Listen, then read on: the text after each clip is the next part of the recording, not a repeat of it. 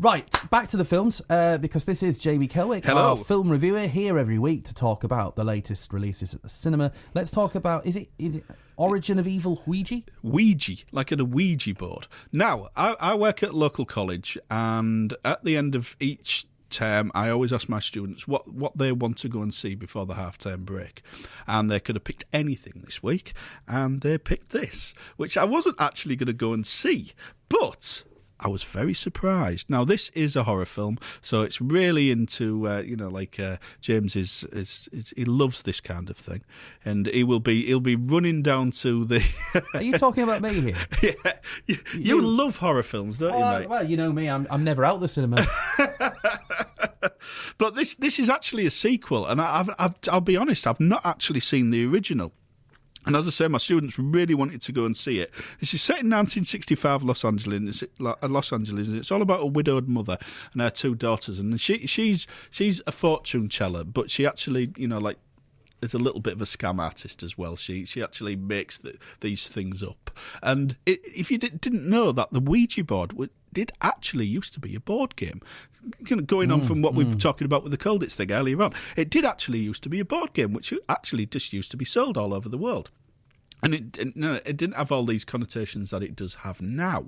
And so they started using it as part of this act. And the young daughter really wanted to get in touch with her father, who had passed away a year earlier. And she, unfortunately, brings in something a little bit worse from the other side. Check out the freak. She's so weird. Oh, what are you doing? Hey, keep an eye out.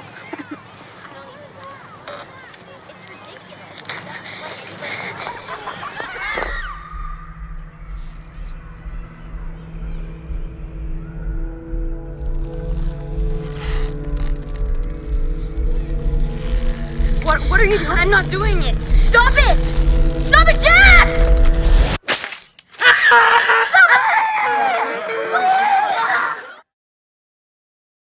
And to be honest, it is actually pretty good. There's some really jumpy moments in it, and there's a twist at the end, which I'm not spoiling, which I never actually saw coming at all. And it could be a little bit too scary for some. There is, it isn't one of those gory films. It's like an old-fashioned ghost story. So there isn't a lot of gore in it, and it does deal with, like people who are possessed as well. So if you're like an Exorcist fan, if you like the original Exorcist, it was a bit similar to that. Or you've seen the current Conjuring movies, which I think are really good demonstrations of what horror can be like these days. And it's, as I say, with the period setting and everything, it's surprisingly good. And I'm going to give this one 3 stars because I actually quite enjoyed it, and I expected it. I was thinking, what have my students actually chosen? And we all came out of it and we all really enjoyed it.